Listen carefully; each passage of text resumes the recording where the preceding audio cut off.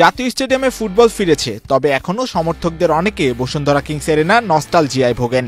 জাতীয় স্টেডিয়ামের সংস্কার চলাকালে এই মাঠটি যে হয়ে উঠেছিল জাতীয় দলের হোম ভেন্যু। সেখানে খেলা ৮টি হোম ম্যাচের প্রথম ৪টিতেই হারেনি বাংলাদেশ। ইউরোপীয় আদলে কিংস এরিনার মাঠ লাগোয়া গ্যালারি, সেখান থেকে স্বাগতিক সমর্থক জামাল ভুঁইয়ারাও উপভোগ করেছেন পুরোপুরি। আন্তর্জাতিক ভেন্যু হিসেবে কিংস এরিনার যাত্রা শুরু হয়েছে আগেই। এবার আফগানিস্তান মায়ানমার ম্যাচে নিরপেক্ষ ভেন্যু হিসেবে কিংস এরিনার মর্যাদায় যোগ হচ্ছে নতুন পালক। Gold's Gym across 30+ countries with over 700+ locations worldwide. Train anywhere, belong everywhere. আগামী 18 November Afghanistan Myanmar Asian cup বাছাইয়ের ম্যাচটি হবে এই মাঠে। রাজনৈতিক পরিস্থিতির কারণে আফগানিস্তান দীর্ঘদিন ধরেই তাদের হোম ম্যাচগুলো নিরপেক্ষ ভেন্যুতে খেলছে। এবার মায়ানমারের ম্যাচটি তারা ঢাকায় খেলার প্রস্তাব দেয় বাংলাদেশ ফুটবল ফেডারেশনকে।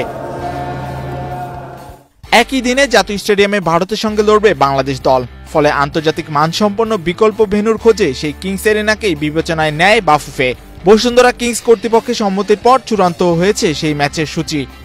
আফগানিস্তান মিয়ানমারে খেলা আছে, তো আপনারা জানেন যে আফগানিস্তানে কিন্তু একটা অস্থিতিশীল পরিবেশ বিরাজমান। আর যেহেতু এটা আফগানিস্তান হোম ম্যাচ, তো ওরা একটা অন্য ভেন্যুতে খেলতে যাওয়ার জন্য ভেন্যু খুঁজতেছিল। তো আমাদের অবশ্য বাংলাদেশ ফুটবল ফেডারেশনের প্রস্তাব দেয়, এবং যেহেতু ওই দিনই বাংলাদেশে একটা খেলা আছে ঢাকা স্টেডিয়ামে, তো কিংস এরিনা ব্যতীত আসলে অন্য কোনো, তো আমরা এতে সম্মতি প্রদান করি।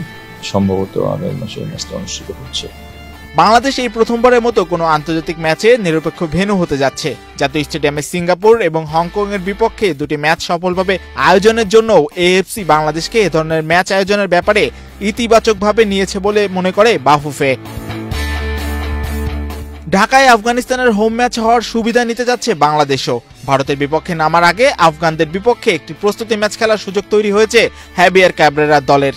সেই ম্যাচের তারিখ সময় চূড়ান্ত না হলেও ম্যাচটি হবে বলেই নিশ্চিত করা হয়েছে বাফুফের একটি সূত্র থেকে।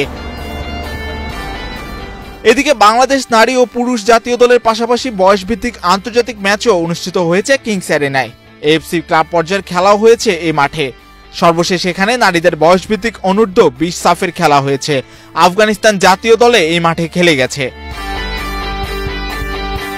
এশিয়ান কাপের বাছাই পর্বে সিরিয়ার বিপক্ষে আফগানিস্তান তাদের হোম ম্যাচ খেলেছে সৌদি আরবের আল হুফুফেতে।